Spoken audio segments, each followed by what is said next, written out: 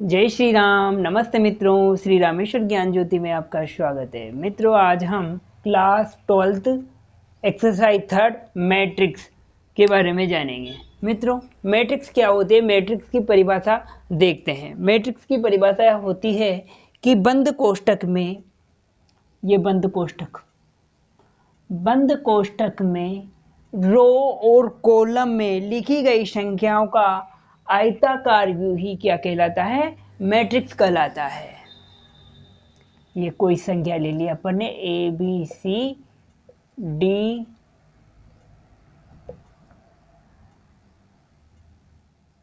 ई F, है ना। ये कोई संख्या ले ली, ये क्या है, एम क्रॉस एन। यहां एम क्या है, पंक्ति, और एन क्या है, स्तंभ, है ना। अंक भी ले सकते हैं। ये है ना।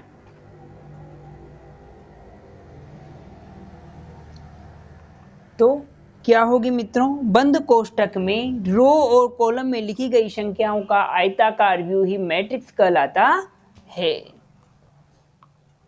अब मैट्रिक्स का क्रम क्या होता है, M cross N. M cross N, M matrix का क्रम एम क्रॉस एन। यहाँ पहले पंक्ति लिखी जाती है, फिर बाद में स्तंभ लिखा जाता है। तो एम ये क्या है, पंक्ति, और एन क्या है, स्तंभ, है ना। यहां तक बात समझ में आ गई। जैसे A11, A12, A13, A21, A22, A23, A31, A32, A33। मान ले पहली पंक्ति, पहला कॉलम, ये क्या होती है, ये क्या होता है, पंक्ति होती है। इधर ऐसे तो पंक्ति, और ये ऐसे ये खड़े, ये क्या होता है, कॉलम होता है, ये है ना। ये खड़े हुए, ये क्या होता है, कॉलम होते हैं। ये मतलब पहली पंक्ति, पहला स्तंभ, मतलब पहली पंक्ति दूसरा स्तंभ, पहली पंक्ति तीसरा स्तंभ, ऐसे पढ़ते हैं इनको। और दूसरी पंक्ति पहला स्तंभ, दूसरी पंक्ति दूसरा स्तंभ, दूसरी पंक्ति और तीसरा स्तंभ, है ना। अब तीसरी पंक्ति पहला कॉलम, फर्स्ट ये थर्ड रो और second column, third row third column, ऐसे पढ़ते हैं ना। मतलब क्या लिखी जाती है इसमें, मैट्रिक्स के क्रम में पहले पंक्ति लिखी जाती है, फिर स्तंभ लिखा जाता है ना। यहां तक आपको समझ में आ गया हो। अब देखते हैं पंक्ति मैट्रिक्स क्या होती है। पंक्ति मैट्रिक्स जैसे एम क्रॉस एन की मैट्रिक्स में m बराबर 1 लिख देंगे, तो ये क्या होगी, पंक्ति मैट्रिक्स होगी। जैसे मैंने कोई ये ले लिया, तो यहां मैंने m बराबर 1 ले लिया, तो ये पंक्ति मैट्रिक्स होगी। और m क्रॉस n में स्तंभ मैट्रिक्स क्या होगी, स्तंभ मैट्रिक्स m क्रॉस n में n बराबर 1 ले लेंगे, तो ये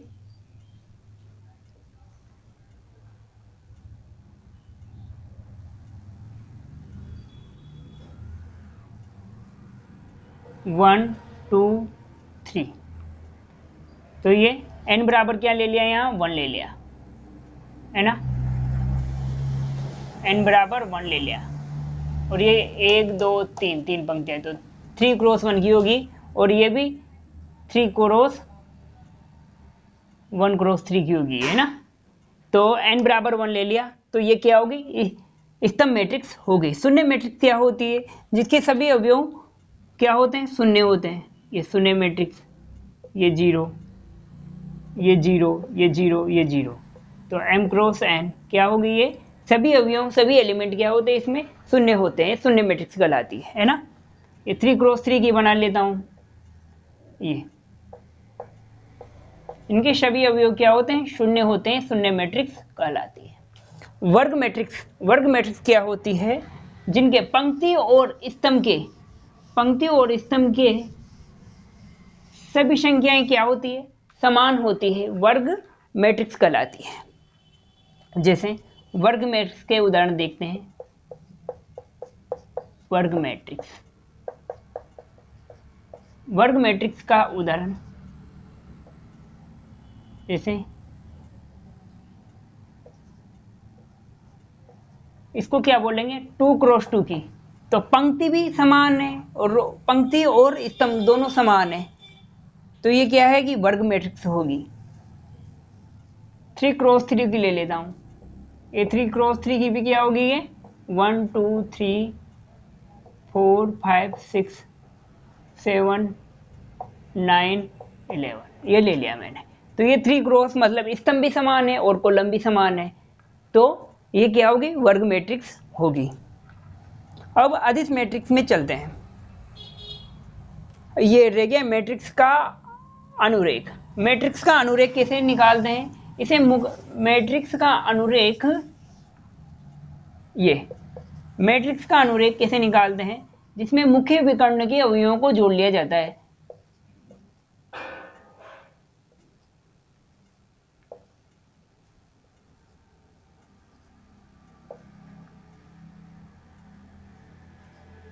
ये क्या है? मुख्य विकर्ण, इनके अवयवों को जोड़ लिया जाता है, तो ये मैट्रिक्स का अनुरेख कहलाता है। जैसे इनको जोड़ लेंगे 1 + 2 + 1 इक्वल टू कितना हो गया? 4 हो गया। तो ये मैट्रिक्स का ट्रेस कहलाता है, ये अनुरेख कहलाता है। आ गया यहां तक समझ में? अब चलेंगे मित्रों विकर्ण मैट्रिक्स। विकर्ण मैट्रिक्स क्या होता है? मुख्य विकर्ण के अतिरिक्त सभी अवयव शून्य होते हैं, विकर्ण मैट्रिक्स कहलाता है। ये मुख्य विकर्ण ले लिया, मान लो मैंने ये ले लिया 1 2 3, और ये इनके अतिरिक्त ये क्या है? सभी शून्य है ना। तो ये क्या होगा? विकर्ण मैट्रिक्स होगा। ये किसका उदाहरण है? विकर्ण मैट्रिक्स का उदाहरण है। तो विकर्ण मैट्रिक्स की क्या डेफिनेशन लिखेंगे अपन कि मुख्य विकर्ण के अतिरिक्त सभी अवयव शून्य होते हैं, विकर्ण मैट्रिक्स कहलाती है ना। अदिश मैट्रिक्स, अदिश मैट्रिक्स क्या होती है? जिनके मुख्य विकर्ण समान होते हैं। मैंने मान लिया ये सभी ए मान लिया, और ये 0 0, तो ये मुख्य विकर्ण समान होते हैं, क्या कहलाती है? अदिश मैट्रिक्स कहलाती है। क्या कहलाती है? अदिश मैट्रिक्स कहलाती है। मुख्य विकर्ण समान होते हैं, अदिश मैट्रिक्स कहलाती है। इकाई मैट्रिक्स, इकाई मैट्रिक्स क्या होती है? जिसे मुख्य विकर्ण समान होते हैं, जिसे ये समान ले लिया मैंने।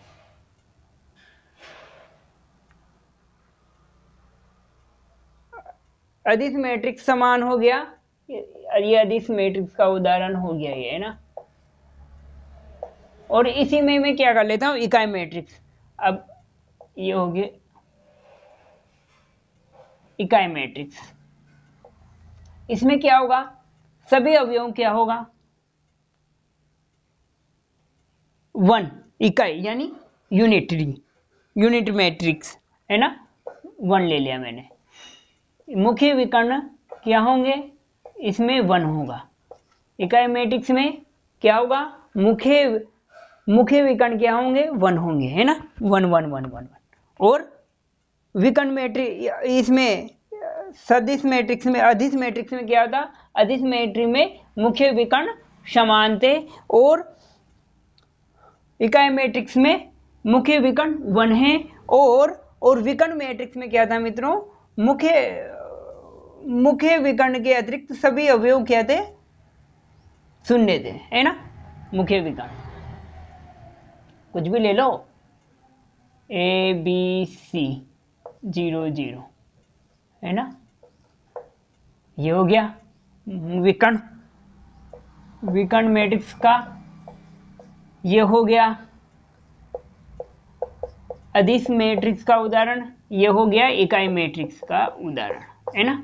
आगे समझ में, विकर्ण मैट्रिक्स फिर समझो एक बार, जिसमें सभी मुख्य विकर्ण के अतिरिक्त सभी अवयव शून्य होते हैं, विकर्ण मैट्रिक्स कहलाती है। अदिश मैट्रिक्स कहलाती है। अदिश मैट्रिक्स क्या होती है, जिसमें मुख्य विकर्ण समान होते हैं, अदिश मैट्रिक्स कहलाती है। इकाई मैट्रिक्स क्या होती है, यूनिटरी मैट्रिक्स क्या होती है, जिसके मुख्य विकर्ण एक होते हैं, वो क्या होती है, इकाई मैट्रिक्स कहलाती है। ऊपरी त्रिभुजाकार मैट्रिक्स, ऊपरी त्रिभुजाकार मैट्रिक्स क्या होती है, ऊपरी त्रिभुजाकार मैट्रिक्स वो कहलाती है जिसके मुख्य विकर्ण के नीचे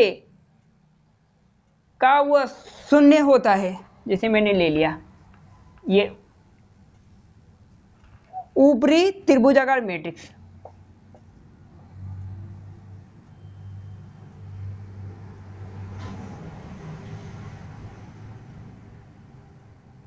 ये मुख्य विकर्ण का ये क्या होता है, ये शून्य होता है। मुख्य विकर्ण के नीचे का भाग शून्य होता है, ये नीचे ये शून्य होता है। ये तो हो गया मुख्य विकर्ण। इसके नीचे वाला ये क्या है, ये शून्य होगा, तो ये क्या कहलाएगी, ऊपरी त्रिभुजाकार मैट्रिक्स कहलाएगी। निम्न त्रिभुजाकार मैट्रिक्स इसका उल्टा हो जाएगा, ऊपरी त्रिभुजाकार मैट्रिक्स का उल्टा हो जाएगा। इसमें क्या हो जाएगा कि मुख्य विकर्ण के ऊपर का भाग क्या हो जाएगा, शून्य हो जाएगा। जैसे 1 ले लिया मैंने, 4 ले लिया, 5 ले लिया, यहाँ 2 ले लिया, यहाँ 3 ले लिया, यहाँ 7 ले लिया, और ये यहाँ 0 0 ले लिया। मुख्य विकर्ण के ऊपर वाला भाग में क्या हो, शून्य हो, वो क्या कहलाएगी, निम्न त्रिभुजाकार मैट्रिक्स। निम्न त्रिभुजाकार मैट्रिक्स कहलाएगी। और ये किसका उदाहरण था, ऊपरी त्रिभुजाकार मैट्रिक्स, ऊपरी त्रिभुजाकार मैट्रिक्स। मित्रों, वीडियो अच्छा लगा हो तो वीडियो को लाइक कीजिए, श्री रामेश्वर ज्ञान ज्योति यूट्यूब चैनल को सब्सक्राइब कीजिए और अपने मित्रों को भी ये वीडियो शेयर कीजिए। जय श्री राम, राधे राधे।